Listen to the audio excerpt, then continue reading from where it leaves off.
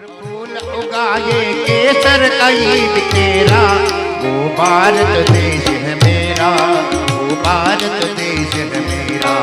जहाँ डाल डाल पर सोने की चिड़िया करती है बसेरा, वो भारत देश है मेरा, वो भारत देश है मेरा।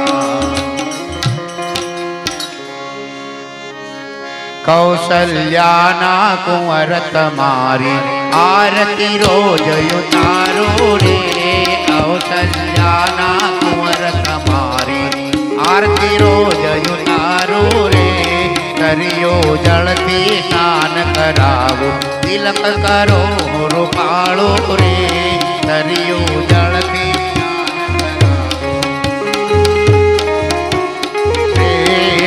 तमयांगे आभूषण ने लईने काजल काळो रे, तमयांगे आभूषण ने केड़ कटारी धनुष धरावो रघुवीर ने शणगारो रे, केड़ कटारी धनुष सबरी बनी ने पासे बैठो मीठा बोर जमाड़ो रे, सबरी बनी ने मीठा काग मुनि नो रूप जलैले रघुवीर ने हो रमाड़ो रे, काग मुनि नो रूप अहल्या बनी ने पड़ो चरण मा तन मन ने हो वारो रे, अहल्या बनी ने पड़ो चरण मा मंगल मूर्ति राम नि जोइले अंतर मा बलिहारी रे, रावत रामन शरणे आवी काहे शरण तमारो रे।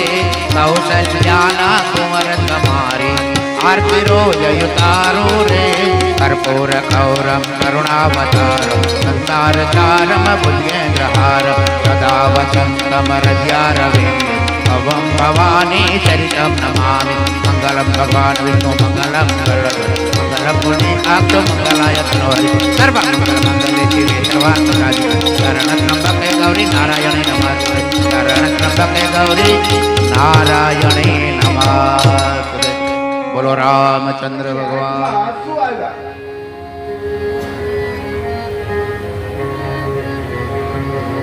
એટલે રામજી કહ્યું લખન બાપ હવે તો જે થવાનું તો થઈ ગયું ભાઈ, તું રોજ શું કાવ કે પરમાત્મા ભરત આવે છે,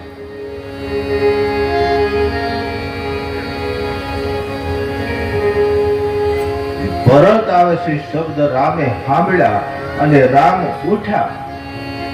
ओ पे राम सुनी प्रेमय धीरा, ओ पे राम सुनी प्रेमय धीरा। कहू पाठ कहूनी जगदनु तीरा, कहू पाठ कहूनी जगदनु तीरा। ओ पे राम सुनी प्रेमय धीरा, ओ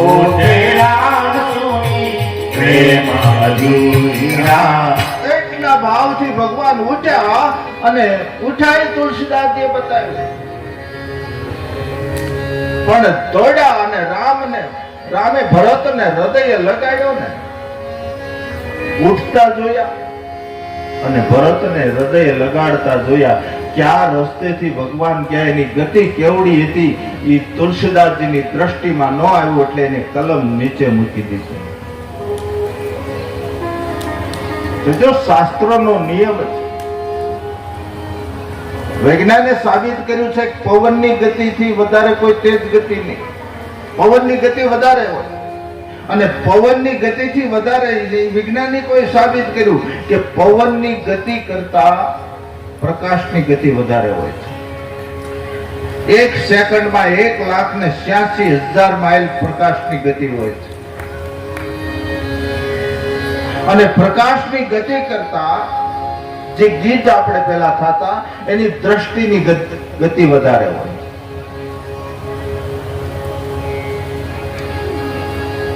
અને દ્રષ્ટિ ગીતની દ્રષ્ટિની શક્તિ કરતા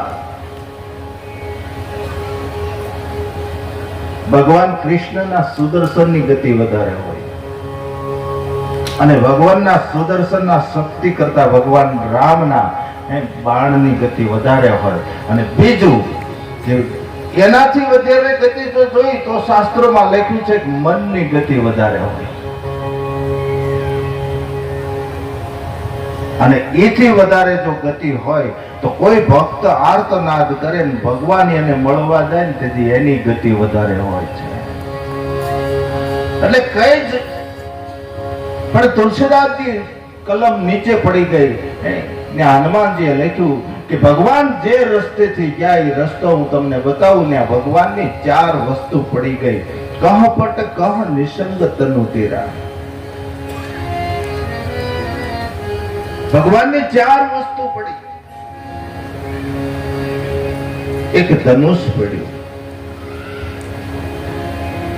એક બાણ પડ્યું, પાથો પડ્યો અને વલ્ક પડી ગયો. આ 4 વસ્તુ પરમાત્માની પડી.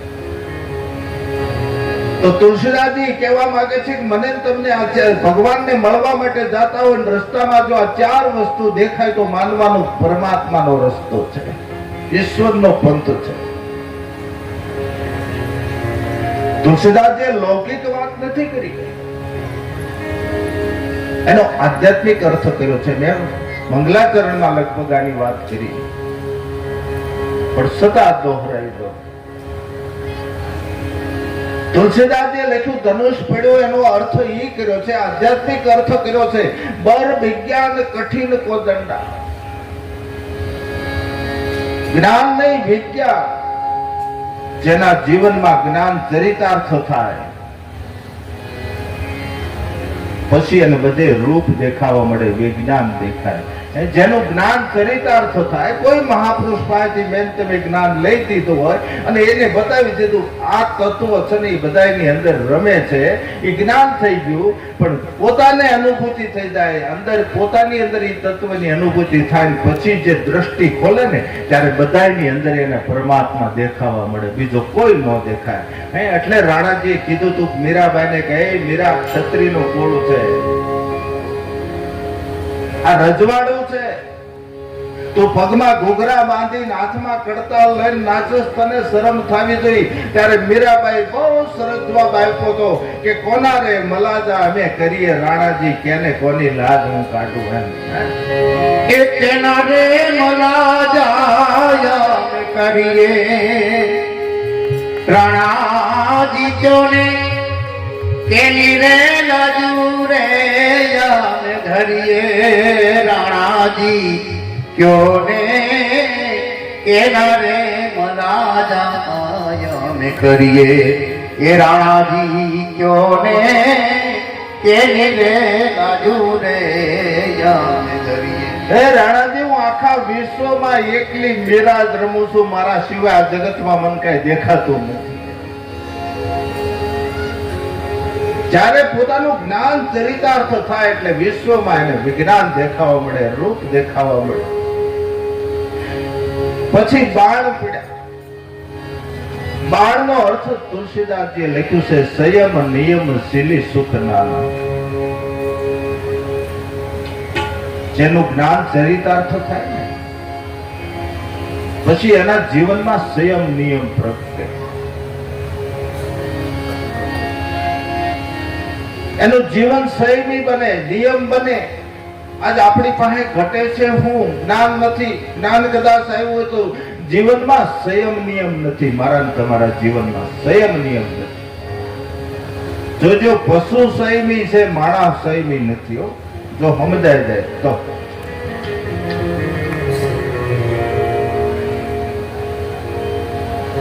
પછી એના જીવનમાં સંયમ નિયમ પ્રગટે અને સંયમ નિયમ પ્રગટે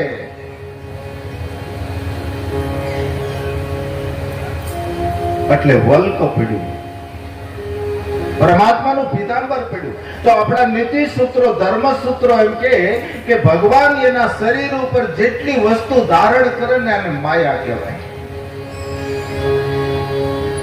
ભગવાન પોતાના શરીર ઉપર જે ધારણ કરે અને માયા કહેવાય. અને પછી તમારા જીવનમાં જ્ઞાન આચરણમાં મુકાઈ જાય, સંયમ નિયમ આવે, પછી તમારી અંદરથી માયાનું વસ્ત્ર ખરી જાય, તમારી અંદરથી માયા નિર્મૂળ થઈ જાય. અને માયા નિર્મૂળ થાય ને પછી પાથો પડ્યો, એનો અર્થ કયો? અસલ અમલ મન ત્રણ સમાના. પછી એનું મન છે ને ત્રણા જેવું થઈ જાય, બધાના ચરણમાં, પરમાત્માના ચરણમાં, હરિભક્તોના ચરણમાં, ભગવાનના ચરણોમાં આળોટવા મળે. પછી એનું મન અને પછી આ જગતમાં એ ગાંડો ગણાય. આ જેટલા આ સ્ટેજ ઉપર ગયા ને બધા ગાંડા કહેવાય.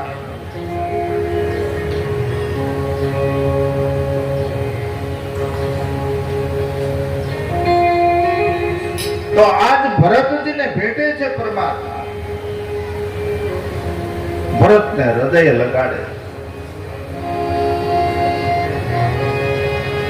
લક્ષ્મણજી આવે છે. લક્ષ્મણજી ભરતને પગે લાગે. ભરતજી બાવડા, એ ભાઈ તું બળભાગી છો, અમે અવધ અભાગી છીએ કે તારે રામની સેવામાં તારે આવવું પડ્યું. ભાઈ ભરતને પગે લાગ્યા. ભરત મળ્યા છે લક્ષ્મણજીને.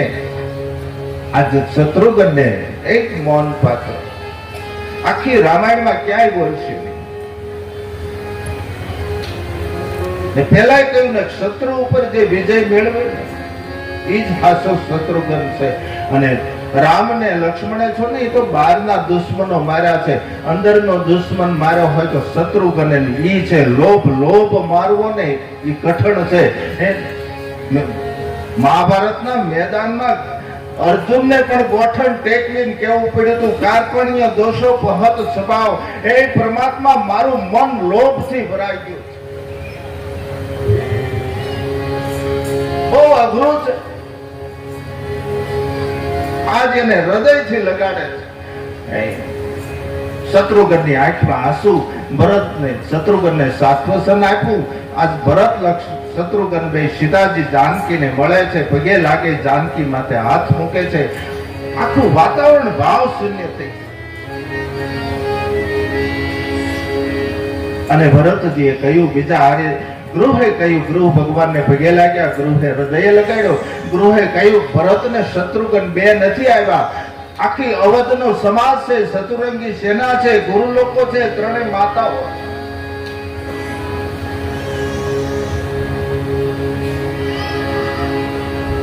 સીતાજી પાસે શત્રુઘ્નને છોડીને કીધું, તું સીતાજીની રક્ષા કરજે, અમે હમણાં બધા સમાજને લઈને આવી છીએ. રામ, લક્ષ્મણ, ભરત અને ગૃહ ચારે જાય છે સેનાને લેવા માટે.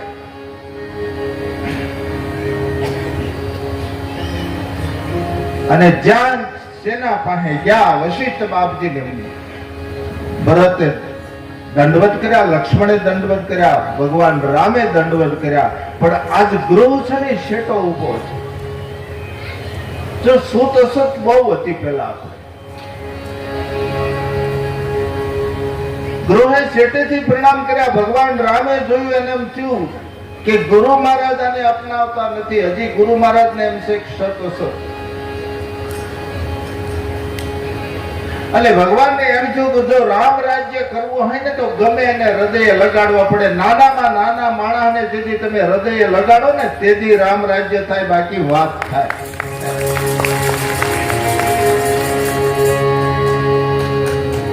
જો રામ ગાદી ઉપર બેસી ગયા હોત ને તો રઘુવંશનું શાસન ગણાત. એ તો ગાદીની પરંપરા હલીતા, વારસાગત અનુસાર ગાદી મળી કહેવાત. આજ રામ છે ને ભીલોના ઝૂંપડે ઝૂંપડે એક એક ગરીબને ઘેરે ગયા છે, બધે જઈ સાધુ સંતો, અને એટલે રામ રાજ્ય થયું છે. ભાઈ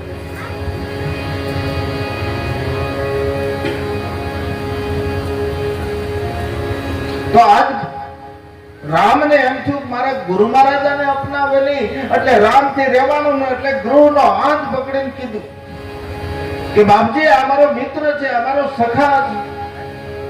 અને જ્યાં હાથ પકડ્યો ને ત્યારે વશિષ્ઠ મહારાજને એમ થઈ ગયું કે ઓ બ્રહ્મ જો જેના બાવડા પકડતો હોય તો મારે એના બાવડા પકડવામાં વાંધો શું છે. રામ સખા ઋષિ बरबस भेटा राम सकारी थी बरबस भेटा जनो महिमो दत स्नेह समेटा जनो महिलो दत स्नेह समेटा राम सकारी थी बरबस भेटा राम सकारी थी बरबस भेटा।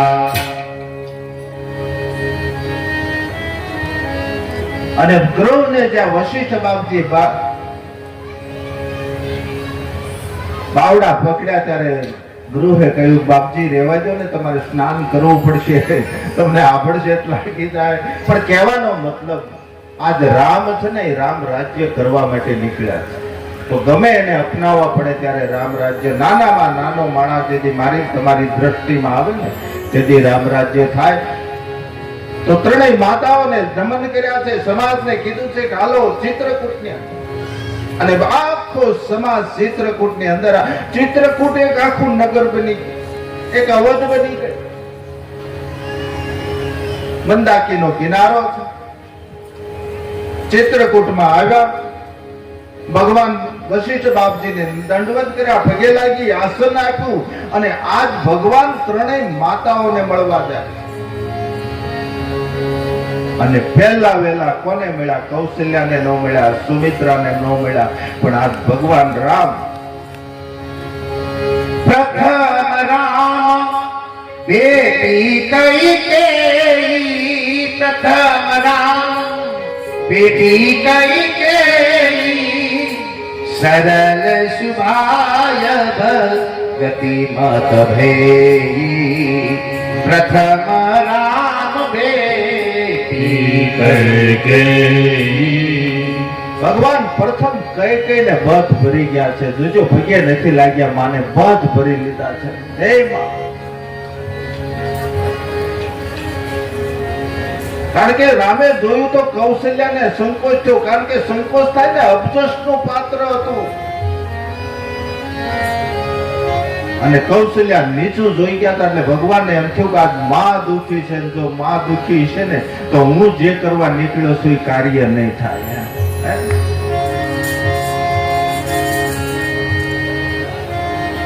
અને કઈ કઈને બધ ભરીને કીધું માં આ બધું છે ને કાળ કર્મ ને વિધિને હાથ હોય છે. એ માં, આ વનવાસ તો મારા જીવનમાં કેદુનો નિર્માણ થયેલો હતો, આમાં તમે ખાલી નિમિત્ત બન્યા છો. માં આખો દુઃખ હળવું કે નાખ્યું.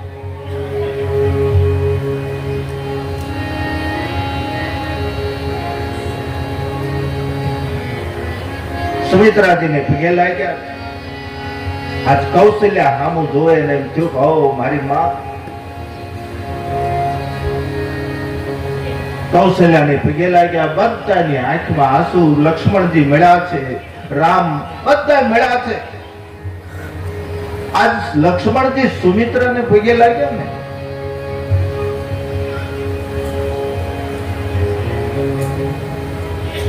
ત્યારે સુમિત્રાએ માથે હાથ મૂકીને કીધું બેટા તે રઘુવંશ તારી દીધો, મારું કૂપ ઉજળી.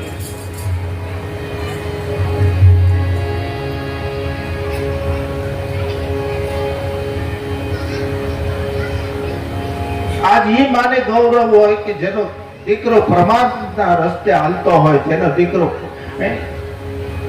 સંત સેવા કરતો હોય, જેનો દીકરો ઈશ્વર સેવા કરતો હોય, ઈશ્વરના પંથે હાલતો હોય, ઈ માને ગૌરવ હોય. અને નામ એનું જ રે ભાઈ જગતમાં.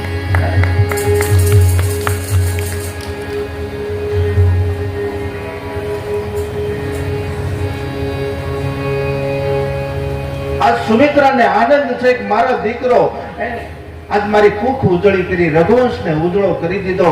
લક્ષ્મણજીને આંસુ લુસ્યા, આશ્વાસન આપ્યું. બધા પોતપોતાની રીતે બેઠા છે. પેલોએ જળપાન કરાવ્યું. હજી તમે જોજો, કોઈને ખબર નથી, હજી પૂછતા નથી કે ભગવાન રામ પણ નથી કહેતા કે મારા પિતાજી કેમ નથી એમ.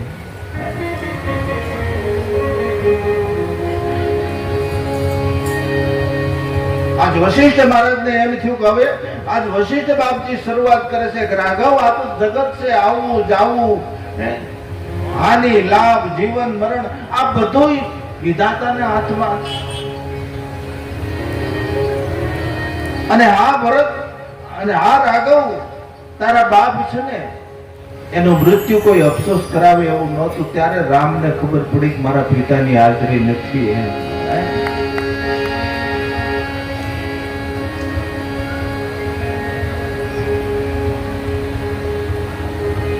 રામને દુઃખ થયું. આ રામની આંખમાં આંસુ, સીતાજીની આંખમાં આંસુ, લક્ષ્મણ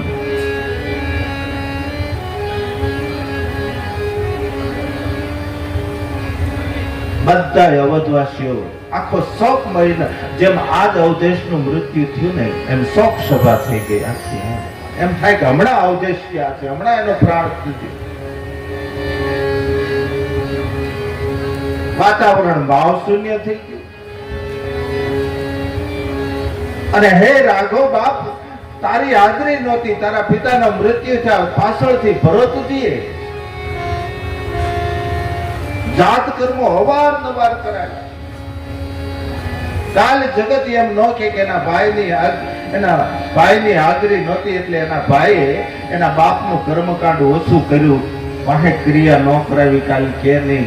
એટલે અવારનવાર ભરતે દોહરાવીને કર્મકાંડ કરાવ્યું છે, ઉપરોહિત કર્મ વિધિ કરી. જોજો આજ આપણે સમાજ સુધારક છે ને બધા એ એવું કહેતા હોય કે તમે આ કર્મકાંડ મર્યા પછીની ક્રિયા કાઢી નાખો, દાડા કાઢી નાખો, જેને આપણે દાડો કહીએ. આ બધા કહે છે ને. આ તમે રામાયણની અંદર જોજો ને, બાપની વાહે ભરતે અવારનવાર કર્મકાંડ કરાવ્યા હતા. નકર એ તો બ્રહ્મનો બાપ હતો, એને તો મુક્તિ જ હોય ને. અને આપણા શાસ્ત્રોમાં પણ લખ્યું, રામાયણમાં જ કહ્યું છે, ઉપરોહિત કર્મ અતિ મંદા. ઉપરોહિત કર્મ બંધ છે.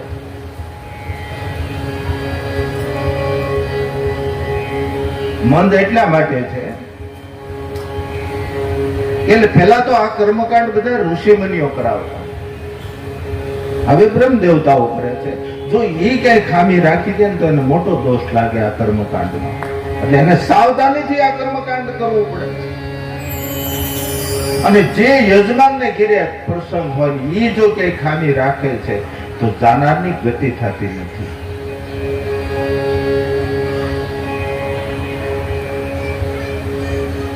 હમણાં અહીંયા થાય ચિત્રકૂટમાં હોત કરશે, ભગવાન રામ કરશે.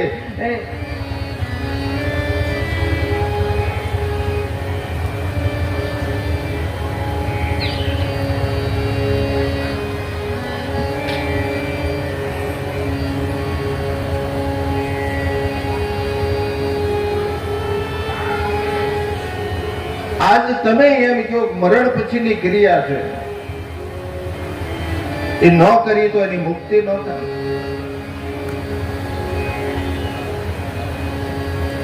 કારણ આપણે જે કઈ કરી રહ્યા છે ને એ સમજણ વગર કરી રહ્યા છે, એટલે આ બધું બને છે. સમજણથી કોઈ વસ્તુ નથી થતી. આજ આપણા હારા કે નરહા, શુભ કે અશુભ, બધા પ્રસંગો આપણા ઋષિ મુનિઓએ બનાવ્યા છે. એની પાછળ કઈ ને કઈ તથ્ય હશે, કઈ ને કઈ કારણ હશે, કઈ ને કઈ હેતુ હશે. પણ આપણે બધા પ્રસંગને છે ને રિવાજમાં ખપાવતા ગયા છે. બધાને રિવાજની ખબર છે, પ્રસંગ હું કામ કરવો પડે છે કોઈને ખબર નથી. બધા પ્રસંગ તમે રિવાજમાં ખપાવો છો. આજ આપણી ત્યાં મરણનો પ્રસંગ હોય એ તો આપણે શું છે, મરણ પાછળ આટલી જ ક્રિયા કરવાની ખબર છે, હું કામ કરવી પડે છે કોઈને ખબર નથી. આ હું કામ કરીએ છીએ ખબર નથી.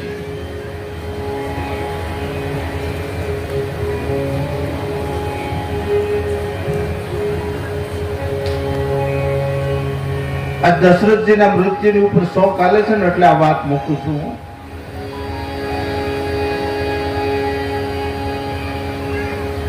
આજ આપણી ને મૃત્યુ થાય તો મૃતની શરીરની નીચે ગાયનું ગોબર લગાવ્યું, માથે મૃત શરીરને બેહાડી કે હોવરાવી. આ શું કામ કરવું પડે? કારણ કે શાસ્ત્રોમાં એવો મત છે કે મૃત શરીરની નીચે ગાયનું ગોબર લગાવીને માથે મૃત શરીરને હોવરાવી દો ને એટલે એનો ઉદ્ધાર થઈ જાય છે. શાસ્ત્રોનો મત છે.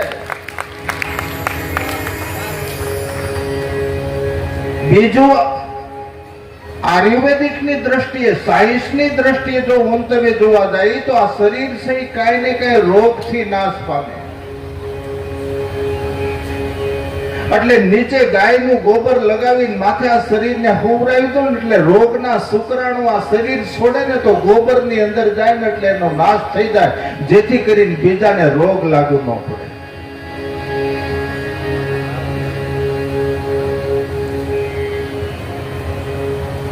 પછી આપણે બાજુમાં દીવો કરીએ. આ દીવો શું કામ કરીએ? કોઈ પણ મૃત શરીર આવે એટલે આપણે બાજુમાં દીવો કરીએ. બાજુમાં દીવો કરવાનું એક જ કારણ છે કે આવનાર માણસને પૂછવું ન પડે જીવે છે કે મૃત્યુ થયું. કેમ પૂછે તો અઘટિત લાગે. કોઈને ઘરે જઈને કહે કે ભાઈ એનું જીવે છે કે મરી ગયા તો અઘટિત લાગે. પણ આવનાર વ્યક્તિ જ્યાં દીવો બાળી જાય ને બાજુમાં ત્યાં ખબર પડી જાય આમાં એક જ્યોત હતી, બારી નીકળી ગઈ.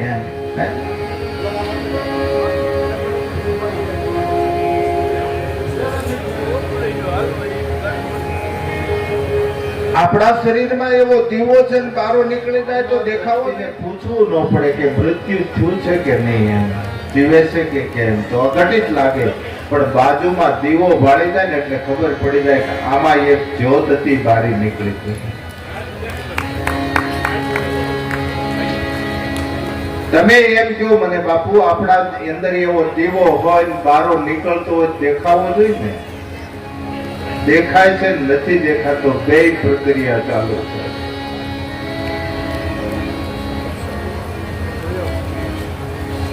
આપણા શરીરની અંદર 9 દ્વાર પ્રત્યક્ષ છે.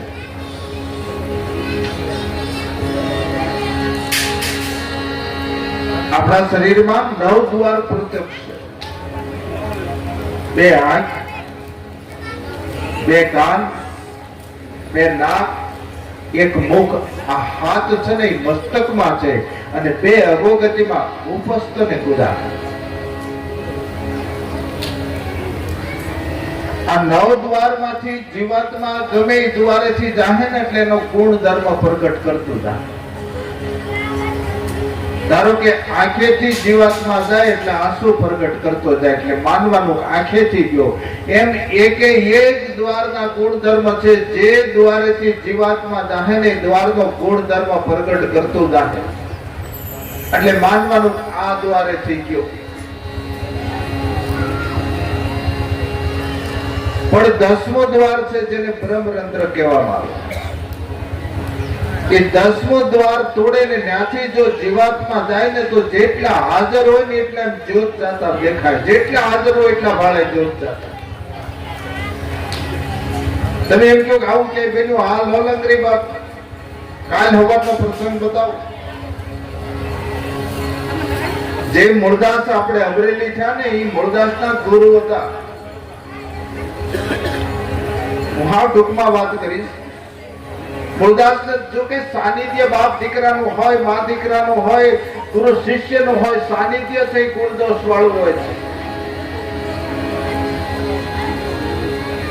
એટલે મૂળદાસે લોલંગરી બાપુ ને એટલું કહ્યું બાપુ મને થોડાક દી બહાર જવું છે, મજા નથી આવતી. કે બેટા એક કામ કર જા, પણ ક્યાંય ફાવે નહીં તો એક તમારી વિયાર છે કે રોકાતો નહીં. જો સંત શબ્દ છે બધે રખડ્યા, ક્યાંય ફાવ્યું નહીં. છેલ્લે ત્યારે ગોંડલ આવ્યા ને ગોંડલ જગ્યાથી થોડાક શેટા હતા તો જગ્યાની અંદર માનવ મેદની જોઈ. એટલે ઉતાવળે પગલે આલ્યા જઈને કીધું કે આ શું છે, અને કીધું તું ટાઈમે આવી ગયો, એક ખોપો માટી નાખી દે, તારા ગુરુની અહીં હમાજ થઈ છે. ત્યારે મૂળદાસે એટલું જ કહ્યું તું બીજું બધું ઠીક છે, મારા ગુરુ ગયા પછી કઈ મને ભલામણ કરતા ગયા જાતા જાતા મને કઈ કહેતા ગયા કે કાંઈ કહેતા નથી ગયા, કોઈ ભલામણ નથી કરી, પણ તારા ગુરુ જ્યારે હમાયતમાં ઉતરે ને ત્યારે એના મસ્તકમાંથી એક જ્યોત નીકળી ગિરનાર તરફ જાય છે, એમ બધાએ જોય છે.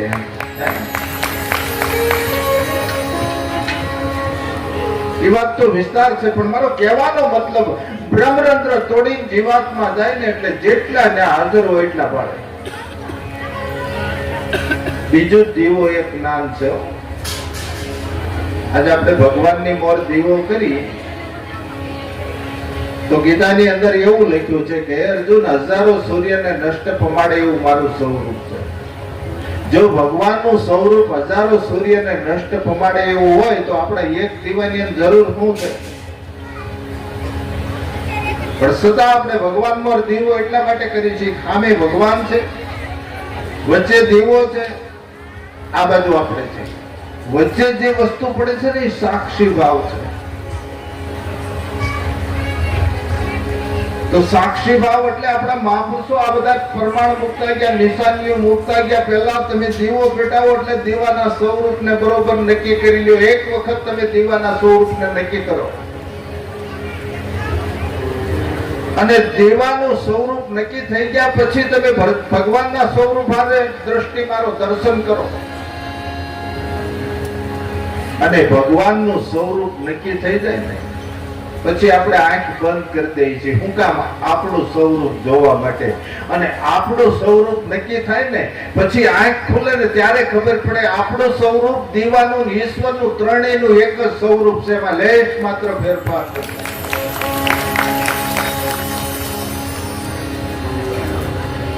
અને બીજું દીવો એક જ્ઞાન છે. તમે દીવાની અંદર દિવેલ પૂરો, પછી દિવેલ પેટાવો. આ માડીને દઈ દો પેલા. મેં હજી કાલે વખાણ, મારી ધર્મસભા હતી કાલે રાજકોટ. કાલે હું રાત્રે રાજકોટ ગયો, મારી ધર્મસભા હતી ને મેં તમારા વખાણ કીધા હતા બહુ. એટલે હવે એક દી, આમ તો 2 દિવસ કહેવાય, એક દી તો વહી ગયો, 1 દિવસ બાકી છે. આ બંધ મોઢે રાખી દેજો મારા બાપ.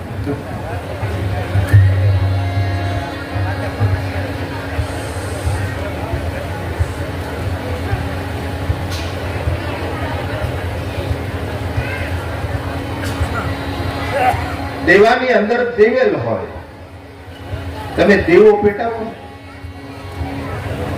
દેવો એટલે જ્ઞાન છે. આપણા ઋષિ મુનિઓ જે કઈ મંદિરોમાં મૂક્યું છે ને એ બધું જ્ઞાન છે. આપણે તો બધા પૂજાના અર્થો કરીને બેસી ગયા છે.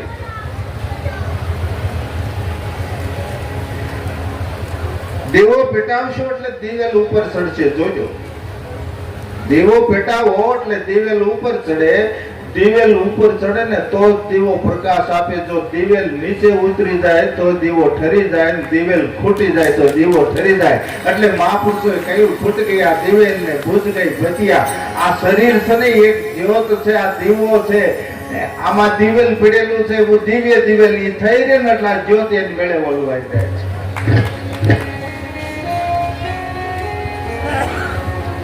અને બીજું એ પણ કહું, જે દીવાની સ્થિતિ છે ને એ મારે તમારા સ્વરૂપને પામવાની સ્થિતિ છે. દીવાની જે સ્થિતિ છે એ આપણા સ્વરૂપને પામવાની સ્થિતિ છે. જેમ દીવામાં દિવેલ ઉધર્વ થાય છે એમ આપણી અંદર પણ દિવેલ અધોગતિમાં પડેલું છે. એ દિવેલ ઉધર્વ થાય તો તમને, મને, મારા તમારા સ્વરૂપનું ભાન થાય, નહીંતર કોઈ સ્વરૂપનું ભાન ન થાય.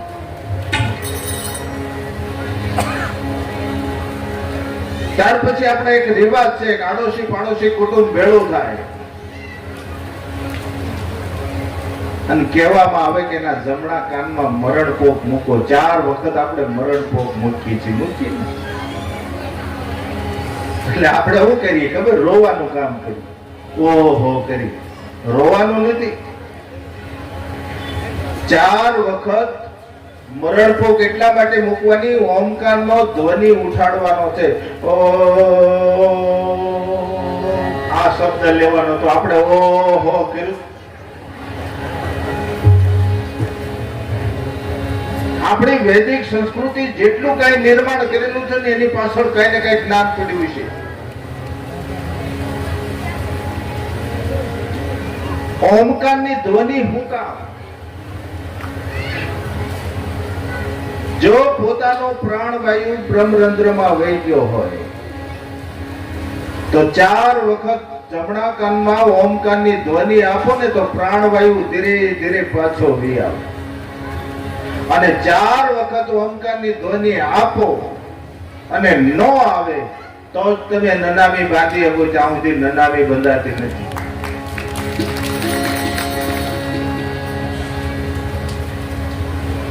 એટલે ગીતાની અંદર ભગવાન કૃષ્ણે એટલું કહ્યું છે કે અર્જુન, ઓમકારનું ધ્વનિ સાંભળતા સાંભળતા કોઈ દેહ છોડે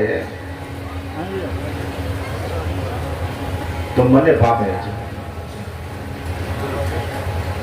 અને ઓમકારની ધ્વનિ બોલતા બોલતા કોઈ દેહ છોડે તો પણ મને પામે છે. એટલે ગીતામાં કહ્યું કે અર્જુન, ઓમકાર છે એકાક્ષર શબ્દ બ્રહ્મ છે, અને ઓમકાર છે પરણવ છે. પરણવનો અર્થ થાય શરીર.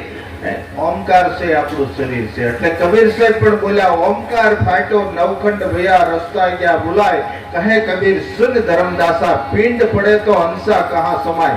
આ શરીર પડી જાય, જીવાત્મા ક્યાં જાય? બતાવો. આ શરીર પડી જાય એટલે આમાંથી જીવાત્મા જાય ક્યાં? આવો પ્રશ્ન અર્જુને પરમાત્માને પણ કર્યો હતો કે હે પરમાત્મા, વારવાર જન્મ લેવા વાળા જે જીવાત્મા, તો જો બધાય નહીં હો, વારવાર જન્મ લેવા વાળા જે જીવાત્મા છે ને એને ઉપલા બ્રહ્માંડમાં સ્થિર કરું છું. ઉપલું બ્રહ્માંડ એટલે આ ધરતી ને આકાશની વચ્ચેનું જે પોલાણ છે ને આને ઉપલું બ્રહ્માંડ કહેવાય. એને ઉપલા બ્રહ્માંડમાં સ્થિર કરું છું. અને અર્જુન, વૃષ્ટિ અરે વરસાદ અરે હું બધાને સૃષ્ટિ ઉપર લાવું છું. કોઈ ઘાસની અંદર, કોઈ અનાજમાં, કોઈ વૃક્ષોમાં, કોઈ ફળફળાદીમાં, કોઈ ફૂલોમાં હું આ બધાનું રૂપાંતર કરાવું છું. પછી કે જે ખાય એના રક્તમાં પ્રવેશ કરાવું છું. પછી જે વસ્તુ જે ખાય એના રક્તમાં વહી જાવ. રક્તમાંથી શુક્રાણુમાં પ્રવેશ કરાવું છું. પાછો એને બ્રહ્મરંધ્રમાં સ્થિર કરી, પાછો ત્યાંથી નીચે ઉતારી ગર્ભમાં પ્રેરિત કરીને પાછો એના સૃષ્ટિ ઉપર મોકલું છું. આ જ પ્રક્રિયા છે, બીજી કોઈ પ્રક્રિયા છે જ નહીં. એટલે અમારે સાધુ સમાજમાં નિયમ છે, ખાવ મણ બગાડો નહીં કણ. આ નિયમ એટલે આવ્યો છે કે તમારી થાળીમાં જે આવ્યું છે, તમારા શરીરમાં જવાનું છે. એ મનુષ્યોની એની આની અંદર જીન્સ હોય, બધામાં જીન્સ છે. એટલે આપણે બોલીએ છીએ ચારે બાજુ જીન્સ રખડે છે. શ્વાસ સારી અંદર જાય છે, બારે આવે છે.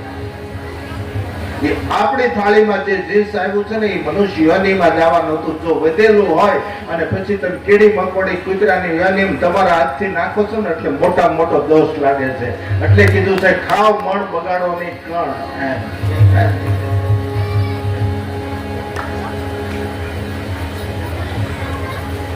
4 વખત ઓમકારની ધ્વનિ આપો, પ્રાણવાયુ ન આવે. પછી આપણે નનામી બાંધી. તમે જોજો, નનામી ઉઠે ને આ સનાતન છે. નનામી ઉઠે એટલે રામ બોલો ભાઈ રામ, રામ બોલો ભાઈ રામ. આ શબ્દ એની અનુકૂળ આવશે. આપણા દેશમાં સાંપ્રદાયિક જડતા બહુ છે. આપણા દેશમાં સાંપ્રદાયિક જડતા બહુ છે. ભલે સંપ્રદાય વાળા ઝેર પાઈ દીધું હોય, પણ આ સનાતન છે. પછી ગમે એ સંપ્રદાય નો મરે ખંભે ચડે એટલે રામ બોલો ભાઈ રામ. આ શબ્દ એની અનુકૂળ આવે. શું કામે? રામ એટલા માટે. રામ નામ શું કામ સંતોએ રાખ્યું છે એ કહું. રામ એટલા માટે દરેકના ઘટમાં રમણ કરનારો સન, એટલે સંતો એનું નામ રામ રાખ્યું છે. બધાના ઘટમાં રમી રહ્યો છે. એટલે મહાપુરુષોએ કીધું જે રાહથી રમણ કરવા આવ્યો તો એ રાહે પાછો રમણ કરી ગયો છે. એટલે રામ બોલો ભાઈ રામ. પછી આપણે હવે આખી ક્રિયા કહો, કારણ કે દશરથજીની ક્રિયા ચાલુ છે ને એટલે આપણે કરી દઈએ. પછી આપણે અગ્નિ હારે લઈ જઈએ. આવડી મોટી વ્યવસ્થા કરતા હોઈએ આપણે, તો શમશાનમાં અગ્નિની વ્યવસ્થા ન કરીએ કે ઘેરેથી અગ્નિ હું કામ લઈ જવો પડે છે? આપણે ઘેરેથી અગ્નિ હું કામ લઈ જાય છે?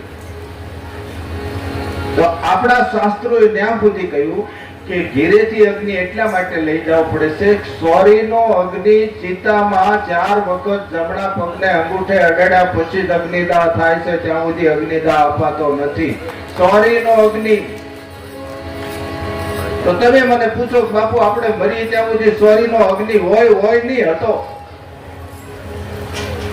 બધાને ઘેરે શુભ પ્રસંગ આવ્યા હોય, ત્યાં લગ્ન વિધિ થઈ હોય, આ બ્રહ્મ દેવતાઓ વેદિકા નિર્માણ કરી હોય, એ લગ્ન વિધિ પૂરી થઈ જાય ને પછી આપણી આ વૃદ્ધ માતાઓ છે ને એ અગ્નિ લઈને ચૂલામાં પધરાવી દેતા ને એ અગ્નિ કોઈ દી ઠરવા નહોતા દેતા, એટલે સોરીનો અગ્નિ હારે લઈ જવાનો છે. આપણે અગ્નિ આપવાનો રિવાજ છે ને બધા કાર્યમાં છે. આપણે દીકરીના લગ્ન થતા ને બહુ વૃદ્ધ હશે ને એને ખબર હશે, પણ બહુ વૃદ્ધ હોય પાછા મગજ સટકી જાય.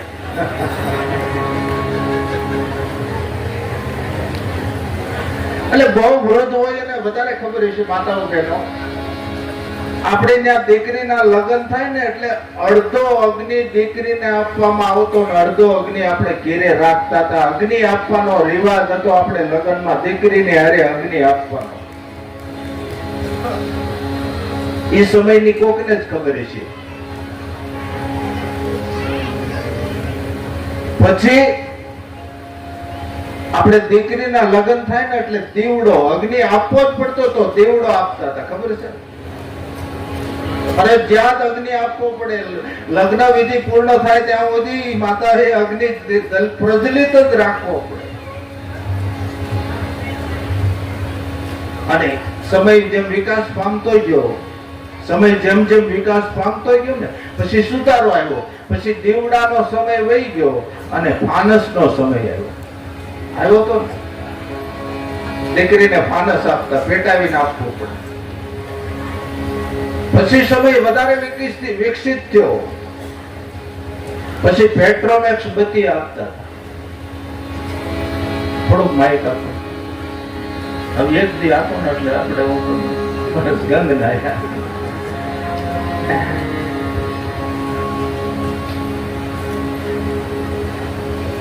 પેટ્રોમેક્સ બત્તી આપતા હતા.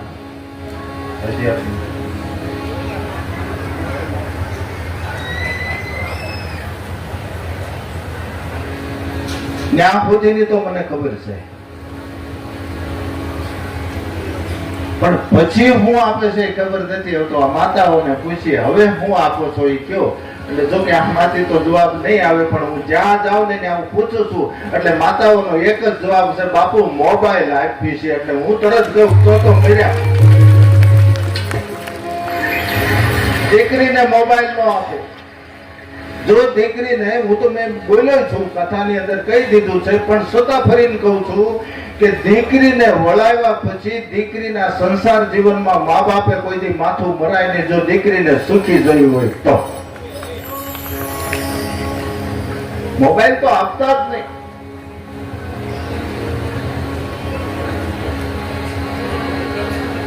એટલે 4 વખત જમણા પગને અંગૂઠે અગ્નિ અડાડ્યા પછી જ અગ્નિદાહ થાય છે, ત્યાં સુધી અગ્નિદાહ અપાતો નથી. આ શાસ્ત્રનો નિયમ છે. 4 વખત જમણા પગના અંગૂઠે ફૂંકા તો જમણા પગના અંગૂઠાથી આપણા બ્રહ્મરંધ્ર સુધી એક સૂક્ષ્મણા નાડી રહેલી છે. એક જ નાડી એવી છે જે તમારા જમણા પગ, એટલે જ આની પૂજા થાય છે ભાઈ. આ બ્રહ્મનું નિશાન એટલે ગણાય છે. તમારા જમણા પગના અંગૂઠાથી આપણા બ્રહ્મરંધ્ર સુધી એક સૂક્ષ્મણા નાડી રહેલી છે. જમણા પગને અંગૂઠે તમે અગ્નિ અડાડો અને બ્રહ્મરંધ્રમાં ધડાકો થાય અને પ્રાણવાયુ જો પાછો વી આવે તો અગ્નિદાહ નહીં આપવાનો. 4 વખત તમે અગ્નિ અડાડો જમણા પગને અંગૂઠે, પ્રાણવાયુ ન આવે પછી જ તમારે અગ્નિદાહ આપવાનો સમય છે. ત્યાં સુધી અગ્નિદાહ અપાતો નથી.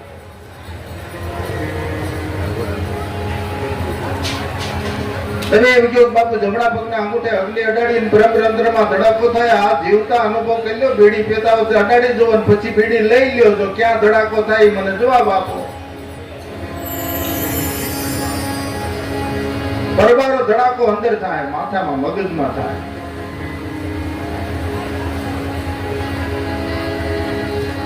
હવે તો આખે આખી ક્રિયા તમને સમજાવી દઉં. પછી આપણે શમશાનમાં જઈએ છીએ. શમશાન શું છે? આ માણસને લાખો કે કરોડો રૂપિયા ખર્ચીને કઈ નિર્માણ કરે ને, એના બે જ નામ પડે છે, કા ધામ કા આશ્રમ. ભલે કરોડો અબજો ખર્ચી નાખે, પણ બે જ નામ પડે, કાંઈ ને ધામ કહેવાય, કાંઈ ને આશ્રમ કહેવાય. પછી કોઈ દેવ પુરુષ કે ઈશ્વર જે નિર્માણ કરે એને જ્યોતિષ ક્ષેત્ર કહેવાય. જેને આજ ઓમ તમે જ્યોતિર્લિંગ કહે છે ને, કાંઈ દેવ પુરુષે નિર્માણ કરી છે ને કાંઈ ઈશ્વરે સ્થાપના કરી છે. ચંદ્ર સોમનાથની સ્થાપના કરી, નાગેશ્વર ભગવાન કૃષ્ણે, રામેશ્વર ભગવાન રામે, જેને હું તમે જ્યોતિર્લિંગ કહી, કાં કોઈ દેવ પુરુષે સ્થાપના કરી છે ને કાં ઈશ્વરે સ્થાપના કરી છે, જેને જ્યોતિર્લિંગ કહેવાય. પછી ધારો કે તમારા ગામની અંદર એક જ વખત અહીં ભગવાન આવી જાય, એક જ વખત તમારા ગામમાં ભગવાન આવે ને, એટલે આ ગામ ને ગામ ન કહેવાય ને તીર્થ ક્ષેત્ર કહેવાય. તો શમશાન છે ભગવાન શિવનું નિવાસ સ્થાન છે, તીર્થ ક્ષેત્ર છે. ત્યાં આપણે કોને લઈને જાય છીએ કે એક અનંતની યાત્રાએ નીકળેલી યાત્રીને લઈને ગયા છે, જ્યાંથી પરત પાછો આવવાનો નથી. તો ત્યાંનું કર્મકાંડ શું છે? ત્યાં દાન શેનું કરવાનું? કારણ કે તીર્થ ક્ષેત્રમાં જાય ને તો એનું કર્મકાંડ જુદું હોય ને દાન જુદું. આ જે તીર્થ ક્ષેત્ર છે ને એ બધાના તીર્થ ક્ષેત્રના કર્મકાંડ જુદા હોય ને દાન કયું દેવાતું હોય એ જુદું હોય. અને ઈ તીર્થ ક્ષેત્રનું કર્મકાંડ તમે કરો ને ત્યાં જે દાન દેવાતું હોય દાન દો ને, તેથી જ ઈ ફળ આપે, નહીતર ઈ ક્ષેત્ર ફળ આપતું નથી. આજ બધા ગંગાજીએ જાય છે, જૈન નાયન વી આવે છે, પણ ગંગા છે એ પાપનો નાશ કરે, એમાં બે મત નહીં. હું પણ આ પાડું છું, ગંગા એટલી પવિત્ર છે, આપણે સ્નાન કરીએ એટલે પાપનો નાશ કરી નાખે. પણ બધાય નાય આવ્યા છે, આમાં કોક બાકી છે, કાંઈ પરિવર્તન આવ્યું ખરું? મારા બાપ દેખાડો લ્યો. કેમ નો આવ્યું? એટલે જે ક્ષેત્રનું જે કર્મકાંડ હોય, જે તીર્થ ક્ષેત્રનું એ કરવું પડે, ત્યાં જે દાન દેવાતું એ જ દાન ના દેવું પડે. તો આ શમશાનની અંદર આ ભગવાન શિવનું તીર્થ ક્ષેત્ર છે, ત્યાં શેનું દાન કરવાનું? ત્યાંથી વિદાય થવું છે ને, ત્યારે હાથમાં લાકડાનું બટકું, સાણાનું બટકું લઈને સંકલ્પ દાન કરવાનું. ત્યાં સંકલ્પ દાન થાય છે. સંપત્તિનું દાન ન થાય, સંકલ્પ દાન થાય કે હે પરમાત્મા, એક જીવ અમે તારે શરણે લઈને આવ્યા છે, આનો ઉદ્ધાર કરવામાં ક્યાંય પુણ્ય ઘટતું હોય તો અમારું થોડું થોડું પુણ્ય અમે અર્પણ કરી છીએ, આનો ઉદ્ધાર કરનાર જ્યાં સંકલ્પ દાન કરવાનો. અને અગ્નિદાહ પૂર્ણ ન થાય ત્યાં સુધી બધાએ ઊભું રહેવું એનું કર્મકાંડ. તમે શમશાનમાં જલસા કરો ને એ નથી, એ વાત ખોટી છે, એ કરાય જ નહીં. ત્યાં નાસ્તા હોત કરે, મેં જોયું ને તમને. એટલે નહીતર આપણા હિન્દુ ધર્મમાં મૃત્યુને જેટલું માન હતું ને એટલું કોઈ ધર્મમાં મૃત્યુને માન નથી. પણ છતાં આજે આપણે કોઈ મૃત્યુને માન રહે એવું કોઈ કાર્ય કરતા નથી. પછી તો જે જાનાર વ્યક્તિમાં કઈ વાંધો હોય, કઈ કરી ન ગયા હોય તો જ થતું હોય ને, આપણે જ્યાં જઈને એમ કે બસ રોવાનું બંધ. એટલે બોલો બે આહુડા પાડે એવું જીવન જીવી ન ગયો, દુઃખ ન થયું જીવન પ્રત્યેનું. જીવન રુદન કરાવ્યા. દશરથજીનું જીવન વિશ્વામિત્રે કહ્યું કે હે ભરત, તારા બાપનું રુદન છે ને, રુદન મૃત્યુ છે રુદન કરાવે એવું છે. તો મૃત્યુ છે ને રુદન કરાવ. જબ તું આયો જગ મેં જગ હસે તું રોઈ, એસી કરની કર ચલ તું હસે ઓર જગ રોઈ. મારા બાપ જીવન એવું જીવો, પોતાના રોવે ને તો એક સ્વાર્થ ને દુઃખ છે, પારકાની આંખમાંથી આહુડા પડી જવા જોઈએ કે આની મારે જરૂર છે. ત્યાર પછી આપણું કર્મકાંડ આવે. જો મેં પહેલા કહ્યું ને, આપણી માથે પેલા ઋષિ મુનિઓ હતા, આ કર્મકાંડ કરાવવાનો. હવે આ બ્રહ્મ દેવતાઓ પોતાનું સંતાન હોય કે ગોત્રનો કોઈ પણ માણસ હોય અને પૂરેપૂરો સંન્યાસ આપીને એનો ગોત્ર બારો કાઢી નાખશે. પૂરેપૂરો સંન્યાસ આપીને ગોત્ર બારો કાઢે અને જે ગોત્ર બારો જાય ને એ જ ગોત્ર બારો કાઢે કે આપણો શાસ્ત્રનો નિયમ છે.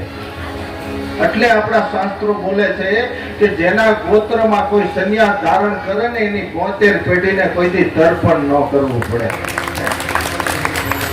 અને આપણે થયો હોય કે મારો કામા કૂટ્યો હતો ને ભાવો થયો એટલે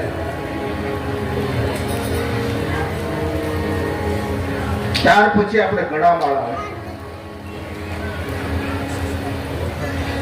ઘડામાળ શું છે?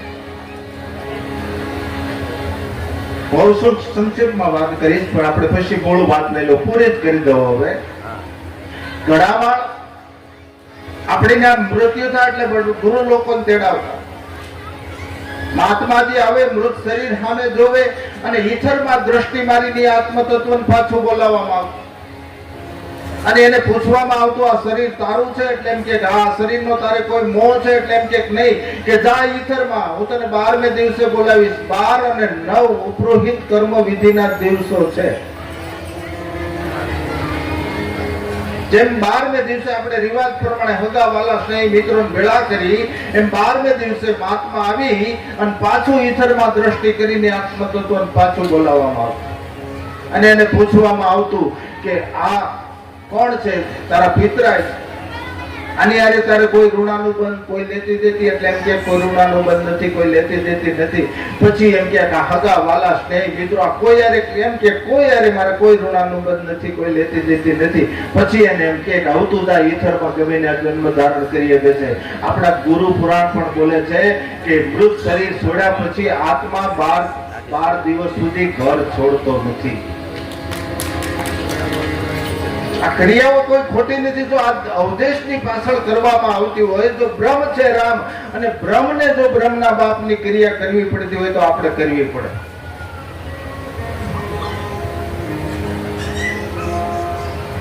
એટલે આપણો ઘડામાળ, એટલે ઘડામાળનો અર્થ થાય આપણો એનો ઘટનો માળ, એટલે સંબંધ જે બંધાયેલો હતો ને એ તેદી દીવાથી તોડવામાં આવશે.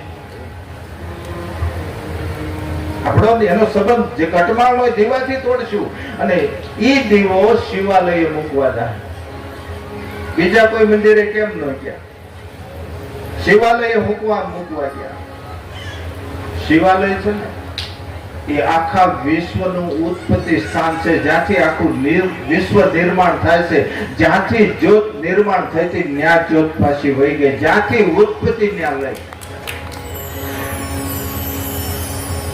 તો આયા સભા ભરાણી છે. સભાની અંદર વશિષ્ઠ બાપજી ભગવાન રામને એમ કે છે કે હે રાઘવ, તારા પિતાનું મૃત્યુ કોઈ અફસોસ કરાવે એવું નહીં. તારું સ્મરણ કરતા કરતા એનો દેહ વિલીન થયો છે. પણ આજ ત્રણેય માતાઓની હાજરી છે, ચારે ભાઈઓની હાજરી, પવિત્ર તટ છે, મંદાકિની છે, વહે છે, ચિત્રકૂટ ધામ છે. જો કે ભરતજીએ અવારનવાર તર્પણ કરાવ્યા છે, પણ સદા ચારે ભાઈઓની હાજરી છે. તો માટે હે રાઘવ, તારા બાપનું પિંડદાન તારા હાથે કરવાનું છે. મંદાકીને કિનારે જાય, ચારેય ભાઈઓ બેઠા છે. ત્રણેય માતાઓ છે. ગુરુ લોકો વશિષ્ઠ બાપજી જેમ નીતિના નિયમ પ્રમાણે કર્મકાંડ કરાવવા માટે પિંડદાન કરવા પડે. અને વશિષ્ઠ બાપજીએ રાઘવને એટલું કહ્યું, બેટા રાઘવ, બાપ ઘઉંનો આટો મગાવો, ઘઉંનો લોટ લાવો. એટલે રામની આંખમાંથી આંબોડા પડી ગયા. રામ નીચું જોઈ ગયા. લક્ષ્મણની આંખમાં આંસુ, સીતાજીની આંખમાં આંસુ. ફરીવાર વશિષ્ઠ બાપજીએ કહ્યું, હે રાઘવ, પિંડ બનાવવા છે, ઘઉંનો આટો લાવો.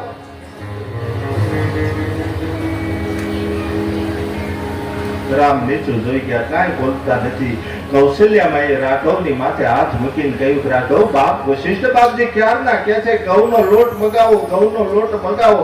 ત્યારે ભગવાન રામે એટલું કહ્યું તો માં હવે હું તને કઈ રીતે સમજાવું, જ્યારથી અયોધ્યા મૂકીને ત્યારથી અમે અનાજ કોઈથી મોઢામાં મૂક્યું નથી, અનાજ જોયું નથી, હું કઈ રીતે ઘઉંનો લોટ લાવું.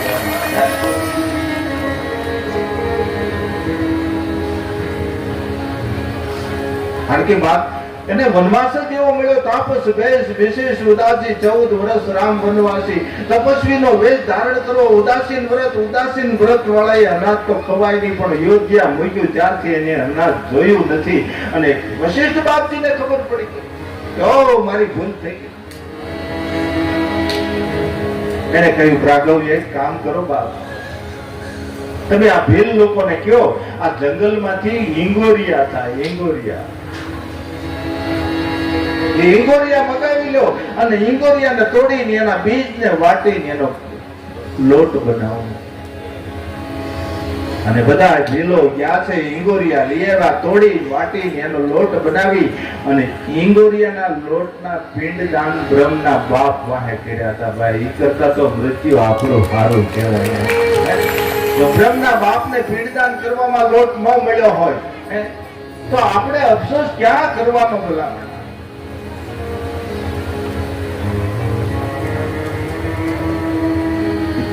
ચારે ભાઈઓ ફરી મંદાકીને કિનારે તર્પણ કર્યું. વશિષ્ઠ બાપજી વિધિ કરાવી, વિધિ વિધાન પૂરા થયા. બધાએ મંદાકીમાં સ્નાન કરી પાછા ચિત્રકૂટની અંદર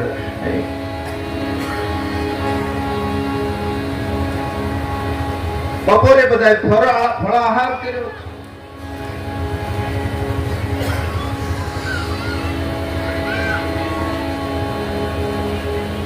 પોતપોતાની જગ્યા ઉપર બધાએ આરામ કર્યો છે. બપોરના આરામ બાદ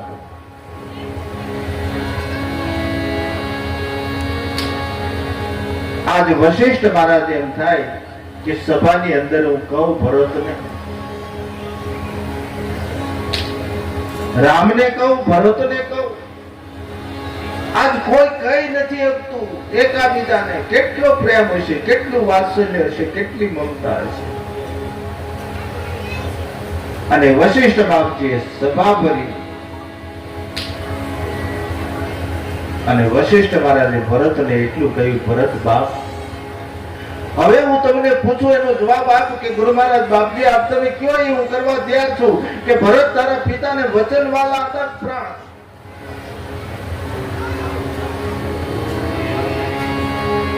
કે મારા પિતાને વચન વાલા હતા. તો ભરત તમારા રઘુવંશનો નિયમ છે પ્રાણ જાય પણ વચન ન જાય. તમારી રઘુવંશની પરંપરા છે. તો આજ પિતાની આજ્ઞા પાળી રામે વનવાસ સ્વીકાર્યો છે અને વચનનું પાલન કર્યું. તો પિતાની આજ્ઞા પાળી અને હે ભરત તારે જાતિ સ્વીકારવી જોઈએ.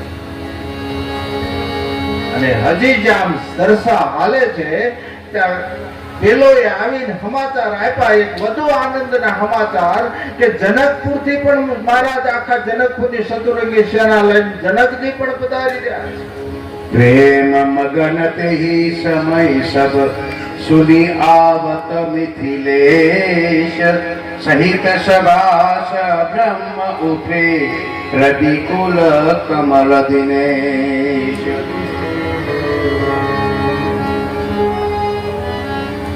અને અવધવાસીઓને તો આનંદ થયો કે જનકજી પધારે છે મિથિલા, કે હવે તો વધારે રહેવાનો આનંદ મળશે. બધાને એમ જ છે કે આઈના જેમ જેમ રહેવાનું વધારે થાય એમ વધારે સારું, કાયમ રામ દર્શન થાય.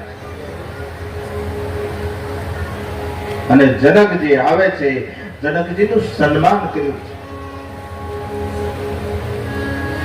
ચારેય ભાઈઓ જનકજીને પગે લાગે, સુનૈનાજીને પગે લાગે, આદર સત્કાર કર્યો.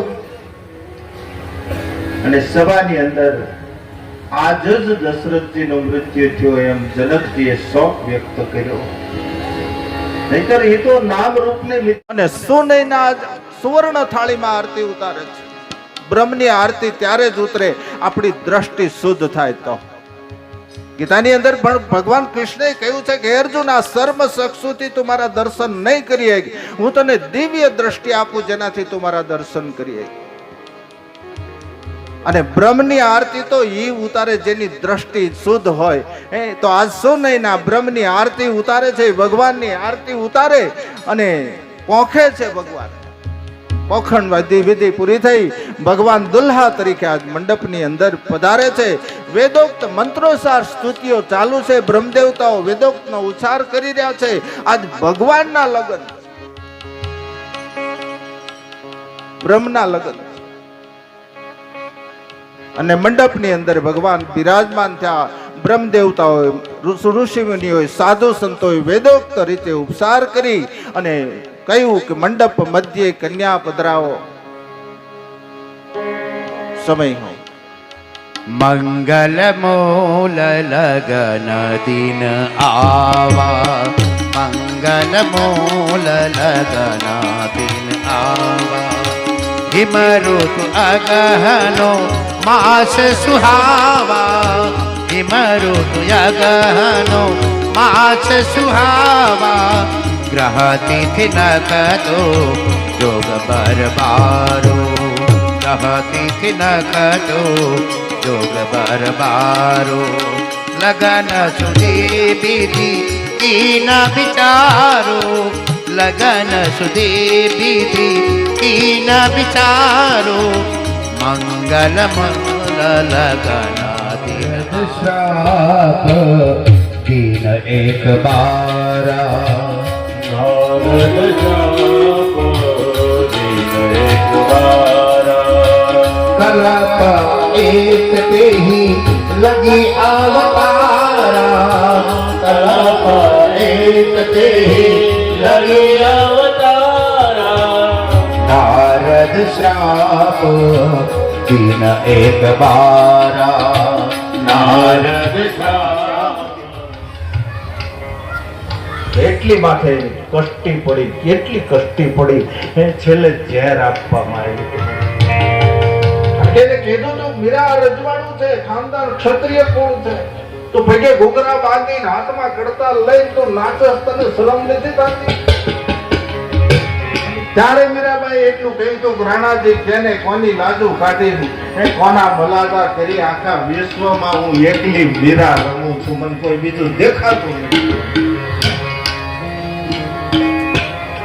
છેલ્લે રાણાજી એમ થયું કે આ કુળના ખાનદાનમાં લાંછન લાગે એમ છે. હકીકત લાંછન ન લાગત એ કુળને છે ને 72 પેઢીને તારી દત. જે કુળમાં કોઈ સંત થાય, જે કુળમાં કોઈ ભગત થાય ને, મારા બાપ એટલું યાદ રાખજો, તમારી 72 પેઢીને તારશે. એટલે તર્પણ ન કરવું પડે. અને છેલ્લે રાણાજીને એમ થયું કે ક્ષત્રિય કુળને લાંછન લાગે છે એટલે માણસને મોકલ્યો ઝેર દે. અને કીધું મીરાજીને, મીરાબાઈને કીધું કે આ રાણાજીએ મોકલ્યું છે, લ્યો આ અમૃત છે. અને મીરાએ હાથમાં લઈને આમ ઠાકરજીની મોરી મૂક્યું. એને ભગવાન નહોતો જોયો, એ મૂર્તિને જ ભગવાન માનતી. આ મારો પતિ છે, અમારો ઈશ્વર છે. એ સામે ઝેર મૂક્યું અને ઝેર મૂકી અને હાથમાં કટોરો લઈને જ્યાં મોઢા પાસે લઈ ગઈ ત્યાં મૂર્તિ જે ઠાકરની હતી ને લાંબો હાથ કરીને ઝેર લઈ લીધું. તેથી એને ખબર પડી ભગવાન આવો છે, તેથી ભગવાનનું રૂપ જોયું. અને પછી આ જગતના પટમાં આવીને મીરાબાઈએ પડકારો મારીને કહ્યું હતું કે રાણાજી કહેજો ફરીને ઝેર મોકલે. રામ રામ રામ સીતા રામ રામ રામ, હરે રામ રામ રામ, હરે રામ રામ રામ સીતા રામ રામ રામ, હરે રામ રામ રામ, હરે રામ રામ રામ સીતા રામ રામ રામ, હરે રામ રામ રામ સીતા રામ રામ રામ, હરે રામ રામ રામ, હરે રામ રામ રામ સીતા રામ રામ રામ, હરે રામ રામ રામ, હરે રામ રામ રામ રામ રામ હરે રામ રામ રામ